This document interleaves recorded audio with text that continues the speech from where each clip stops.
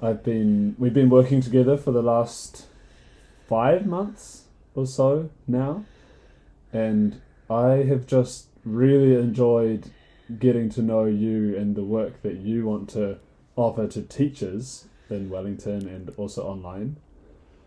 And I've really enjoyed hearing some of your stories about being a teacher and how much you just loved it. And also I could hear how many children have been touched by you when you were teaching.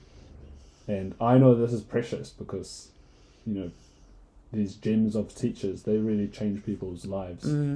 They do. Huge influence on children's lives. Yeah. So I thought, seeing as you've thrown away your script for this interview... Yes.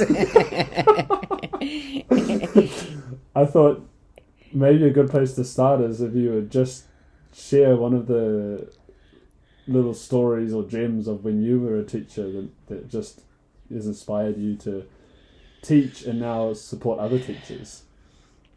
Oh, look, there's, the absolute pivotal moment for me was my very first teaching job, because I was teaching in a very small school in South Africa, only 10 children in my class, and we had the absolute best time.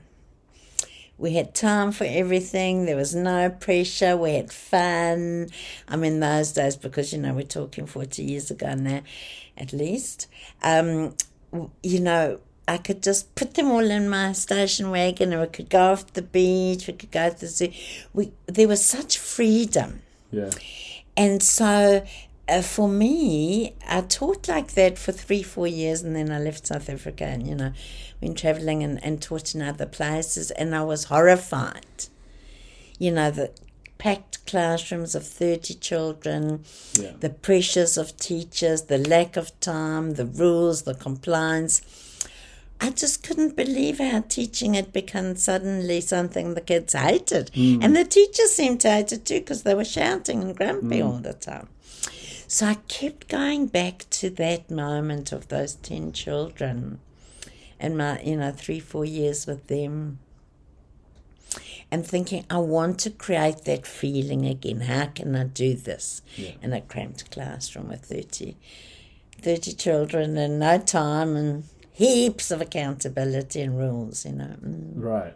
And so that's what you've been fitting together yes, or spending decades on perfecting that. Right. Yeah. So, and you've come up with this term, self-organising classroom systems, or self-organising socks. Yeah, socks. I have yet to think of a metaphor for it. Yes, because there is such a thing as self-organising systems, and I use part of my system that I came up with for being able to get into flow and have enough time and do everything that needed to be done.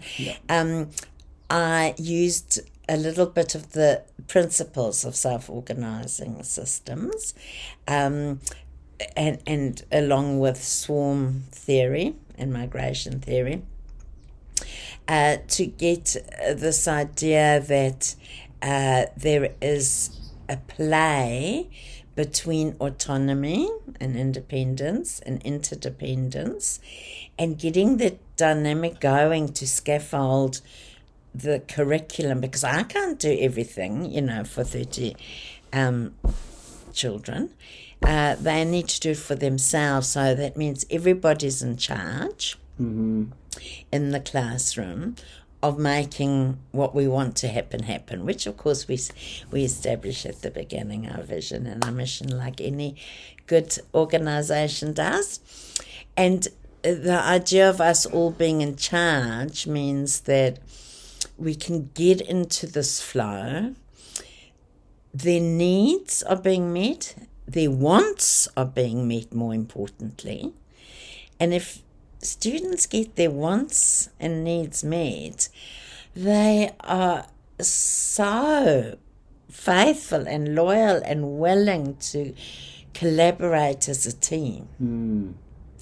you only get the classroom management issues, of course, when they're bored or, or struggling or feeling defiant about something.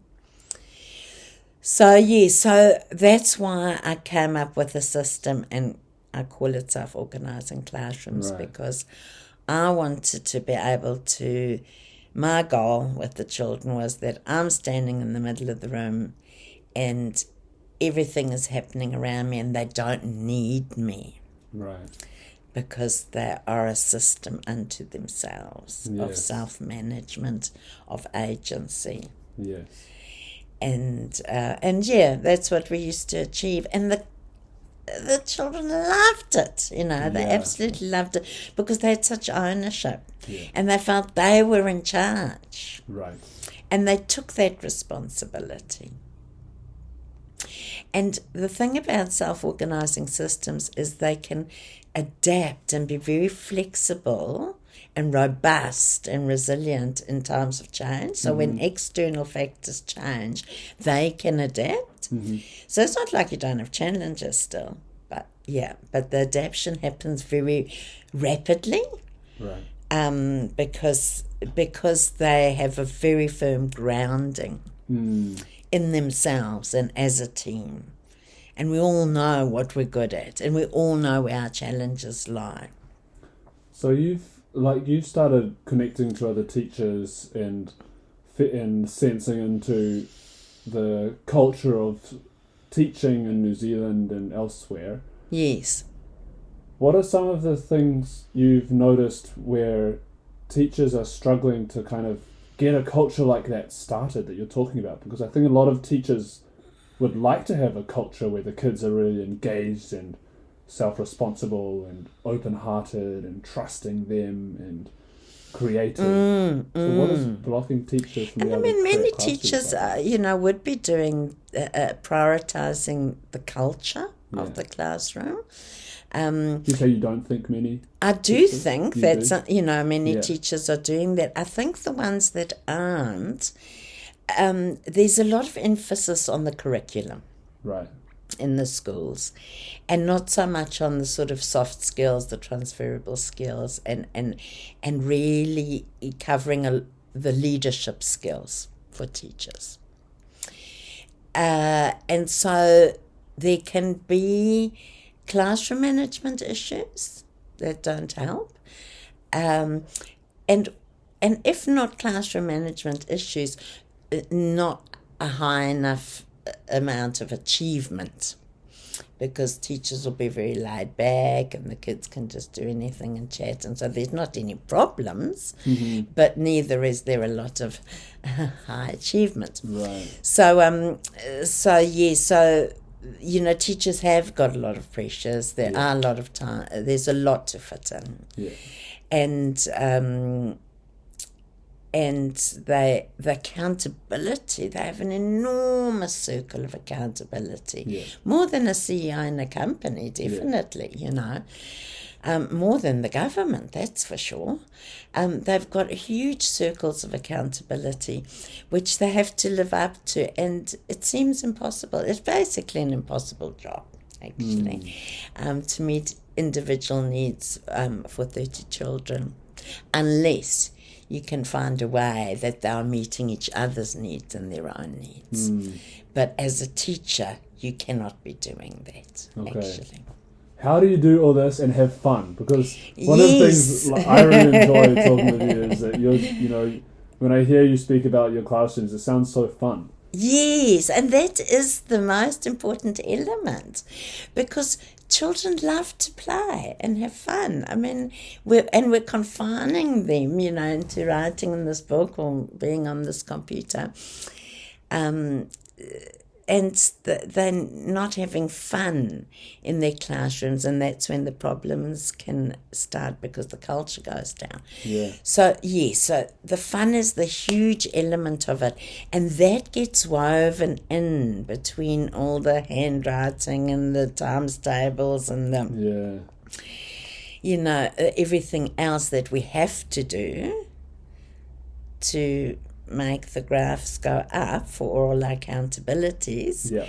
And in between that, we do everything that we want to do as well.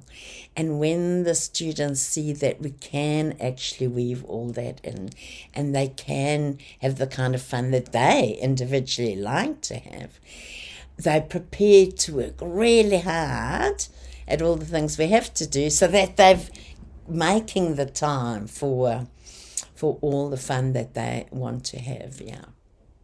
And how do you support teachers to have fun? So, because the teacher would have to be having fun to be able to create a culture where the students have fun, right? I think teachers will have fun if the children are having fun.